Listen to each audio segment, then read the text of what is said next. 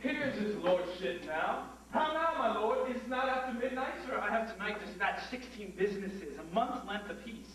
I have congeed with the Duke, done my due with his nearest, buried a wife, mourned for her, writ my lady mother I'm returning, entertained my convoy, and between these vain parcels of dispatch, effected many nicer needs. The last was the greatest, but that I have not yet ended. If the business be of any difficulty, this morning your departure hence, it requires haste of your lordship. I mean that business is not ended as fearing to hear of it hereafter. But shall we have this dialogue between the fool and the soldier? Come, bring forth. This counterfeit module has deceived me like a double-meaning prophesier. Bring him forth. How does he carry himself? He weeps like a wench that had shed her milk. He had confessed himself to Morgan, whom he supposes to be a friar, from the time of his remembering to this very instant disaster. Hush! Hush! What have we done? Porto Tortorosa. She calls for the tortures. What will you say would happen? I will confess what I know without constraint. If you pinch me like a pasty, I can say no more. Mucho.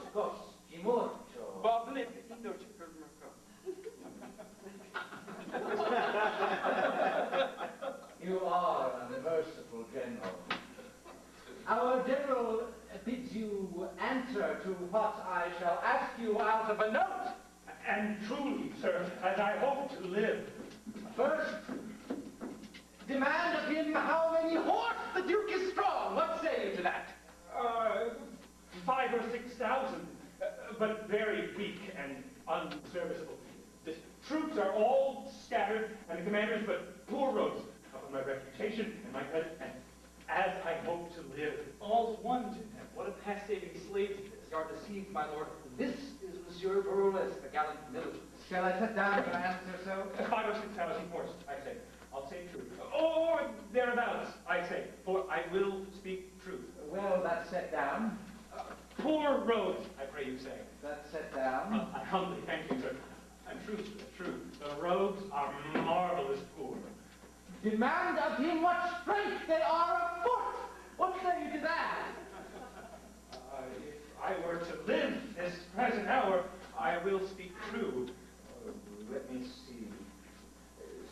Spurio, 150. Sebastian, so many. Corambus, so many. Jaquus, so many. Gilson, Cosmo, Ludwig, and Grotty, 250 each. My own company. Schiffer, Beaumont, Bentley, 250 each, so that the muster file, button and sound, amounts not to 15,000 whole. What shall be done to him? Nothing. But let it have thanks. Demand of him my condition, what credit I have with the Duke. Well, that's set down. Demand of him whether one Captain Dumaine be in the camp, a Frenchman, what his reputation is with the Duke, what his honor, valor, expertness in wars. What say you to this? What do you know of it? I beseech you, let me answer to the particulars of the interrogatories. Demand them singly. Do you know this Captain Dumaine? I know him. He was a butcher's apprentice in Paris, from whence he was whipped for getting the Shreve's fool with child. A dumb innocent that could not say him nay. Nay, by your leave, put your hand. Well, is this captain in the Duke of Florence camp? Upon my knowledge, he is. And lousy. Nay, look not so upon me. We shall hear of your lordship anon. What is his reputation with the Duke? Well, the Duke knows him for no other but a poor officer of mine. He bid me this past week to turn him out of the band. I think I have the letter in my pocket. Harry, research. Ah, here it is. Here's the letter. Shall I read it to you? I do not know if it be it or no.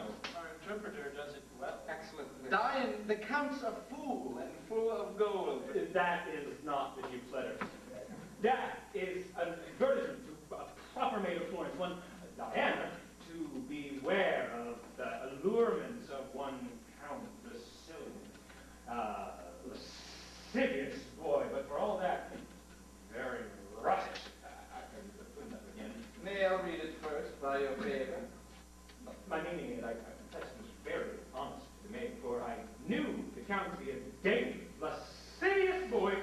hero wails the virginity and devours up all the fry it The finds. damnable both sides road. When he swears oaths, bid him drop gold and take it. After he scores, he never pays the score. Half won is match well made. Match and well make it. He ne'er pays after death to take it before. And say a soldier, dying, told thee this. Men are to mell with boys, are not to kiss.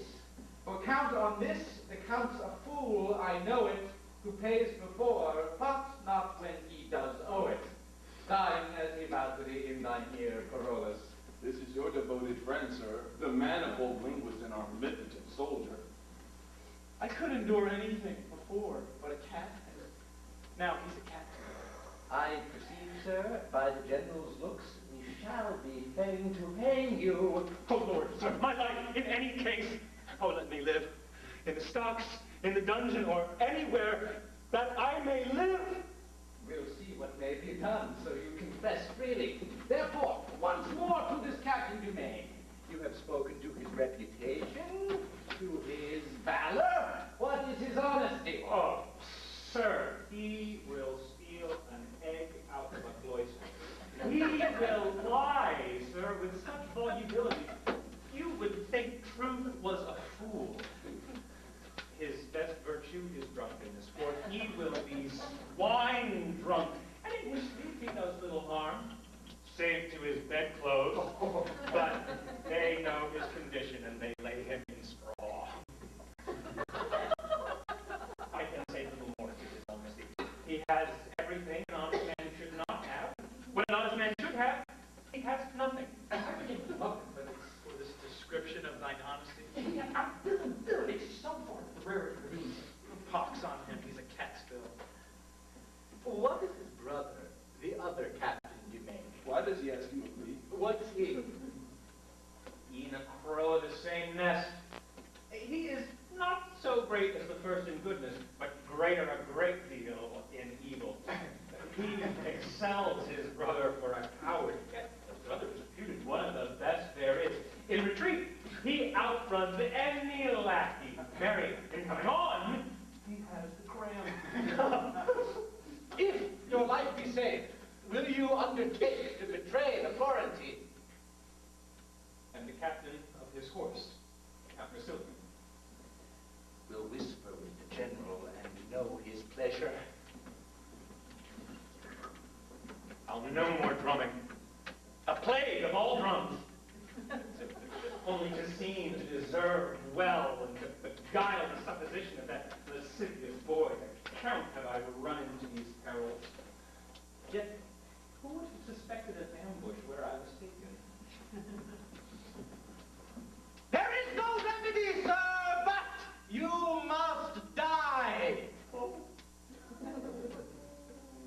Our general says you, who have so victoriously discovered his army's secret and made such pestiferous report of men very nobly held, can serve no honest purpose to the world. Therefore, you must die. Oh, Come, headsman, off with his head! oh, Lord, sir, let me live. Or let me see my death. That shall you. Take your leave of all your friends. So, look about you. Know you any here? Oh, good morrow, noble captain. God bless you, Captain Parolles. God save you, noble captain. Captain, what greeting will you to my lord Le Few? I am for France.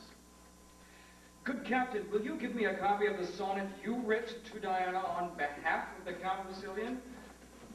And were I not a very coward, I'd compel it of you. But fare you well.